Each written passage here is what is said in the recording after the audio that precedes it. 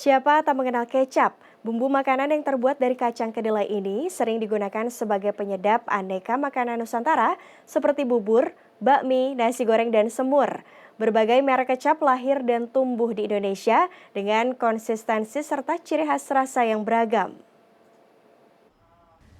Sudah lebih 50 tahun, Herman memantau pengolahan kacang kedelai dan gula aren di pabrik kecap miliknya yang berada di kawasan Jalan Holis, Kota Bandung, Jawa Barat.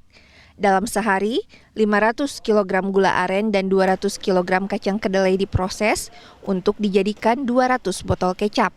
Proses pembuatan kecap tanpa bahan pengawet dan penguat rasa memang tak bisa dilakukan sebentar.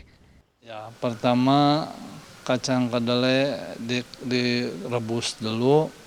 Nah, udah matang dijemur. Nah, udah jemur kering difermentasi selama kurang lebih 4 hari. Nah, udah gitu dijemur lagi. Nah, udah dijemur nanti dimasukin ke tempat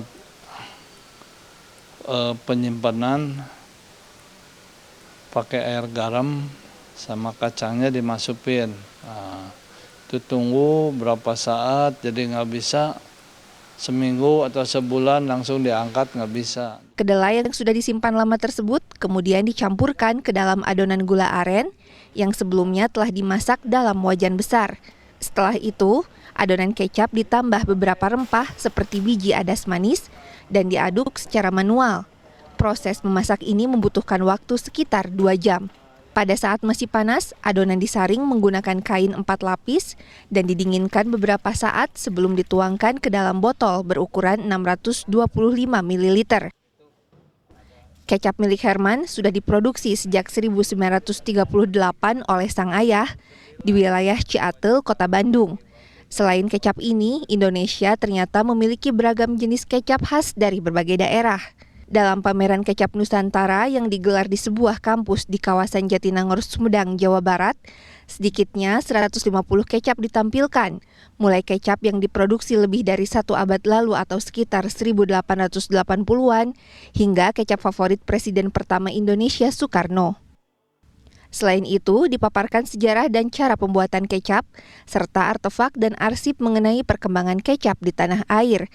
Tak ketinggalan, pengunjung juga bisa mencicipi beberapa jenis kecap dari beberapa daerah yang memiliki ciri khas tersendiri baik dalam hal rasa, warna, maupun konsistensi. Jadi dalam pameran ini juga ada kecap testing ya, artinya pengunjung bisa mencoba beberapa jenis kecap yang ada di sini ya Teh ya. Ini bedanya apa aja biasanya Teh? Bedanya yang ini dari berbagai daerah sih. Dari berbagai jenis daerah. Dari rasa juga ada yang pure manis, ada yang sedikit ada yang gurih juga ya, dan dari teksturnya juga sedikit beda dari mulai kekentalannya. Ada yang encer, ada juga yang kental banget. Gitu ya? Betul. Oke. Menurut dosen antropologi kuliner Unpad Hardian Eko Nurseto, perkembangan kecap di Indonesia merupakan produk akulturasi budaya Tionghoa dan Jawa. Kecap yang awalnya memiliki rasa asin dimodifikasi sesuai dengan selera warga Indonesia yang menyukai rasa manis dengan menambahkan gula dalam racikannya. Cita rasa kecap bisa berbeda antara daerah satu dan yang lain. Hal ini dipengaruhi oleh keragaman latar belakang budaya dan kondisi geografis daerah masing-masing.